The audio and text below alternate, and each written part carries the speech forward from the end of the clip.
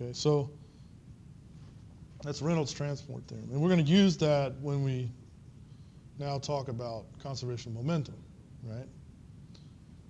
So what's the most famous version of conservation of momentum?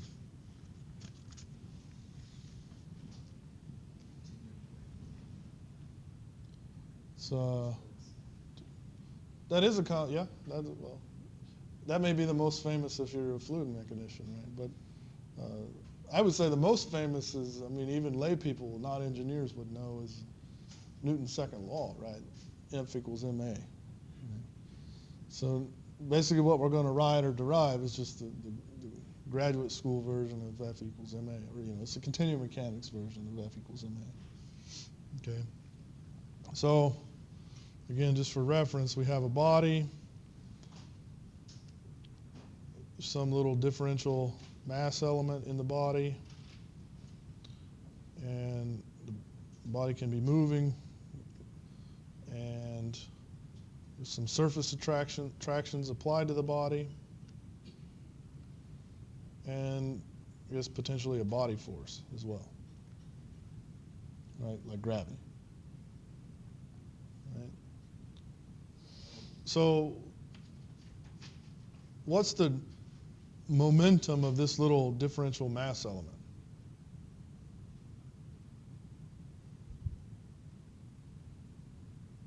Wouldn't the momentum just be dv dm, right? Momentum is velocity times mass, so this is actually the differential moment vector. Right? And just like before, we'll just transform it into volume. dm is equal to v rho dv. Okay? So the total momentum is then the integral rho v dv. Right? And so Newton's second law says the time rate of change of momentum. So normally we write F equals ma, but that's only true if m is constant, right? So we're not making that assumption here. So really, it's the time rate of change of momentum is equal to the forces applied. Right? And in this case, so the time rate of change of momentum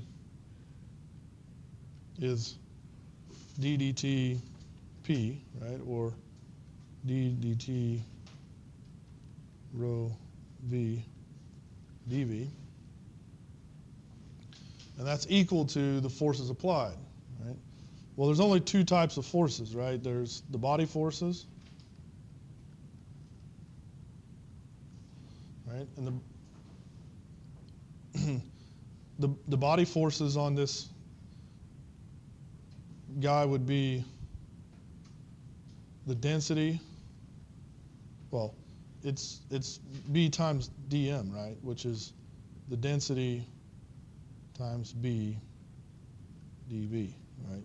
And so all of them you'd integrate, right? And the surface forces, or tractions, right? Surface forces per unit area. Yeah. It is writing right here. Sorry. Yeah. Yeah. Because I want to write I want to write mathematically what this is equal to, so I'm saving, and I'm kind of defining it up here, right? Maybe I should use a different color. Yeah. So the body forces are that, and the surface forces are the tractions times ds, right? And we have an equation now to redefine that traction, right? In terms of stress. The Cauchy momentum equation, right? So that's sigma t n ds. All right, so now I'm just going to plug, and then, of course, integrate over all the surface.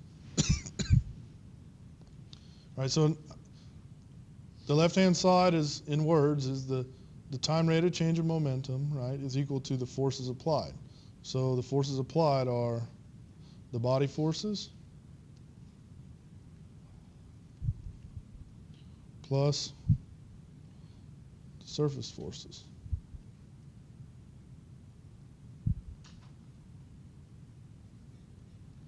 Okay. Now we want to make two modifications to this equation. We want to use Reynolds transport theorem here, right? And we're going to use the divergence theorem here. So here we're going to use Reynolds transport theorem. Here we're going to use the divergence theorem, right? It's to convert it to a volume integral and to move this inside, okay? So we said through Reynolds transport theorem, which is written up here, that this is equal to rho material time derivative v dt dv, and that's equal to, we make no changes to the body force term,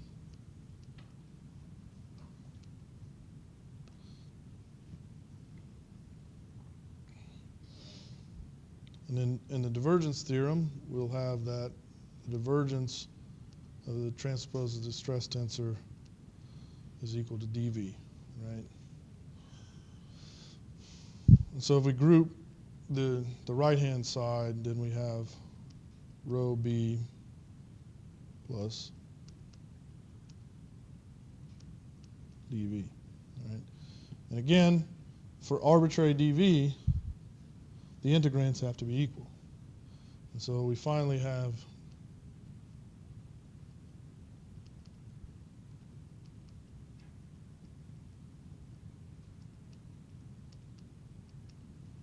and this guy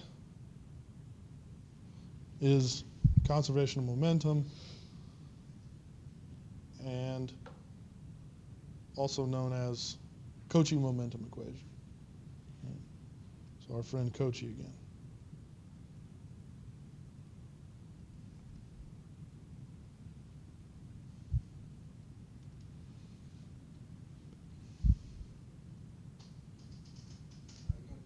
Yeah.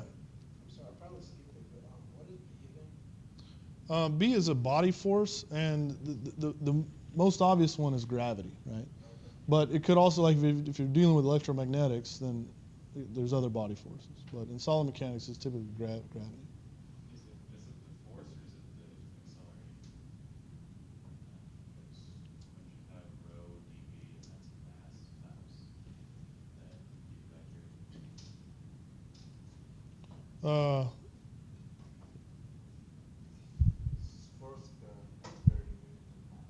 Force per unit of mass. Okay. Yeah. That's where the rho comes in.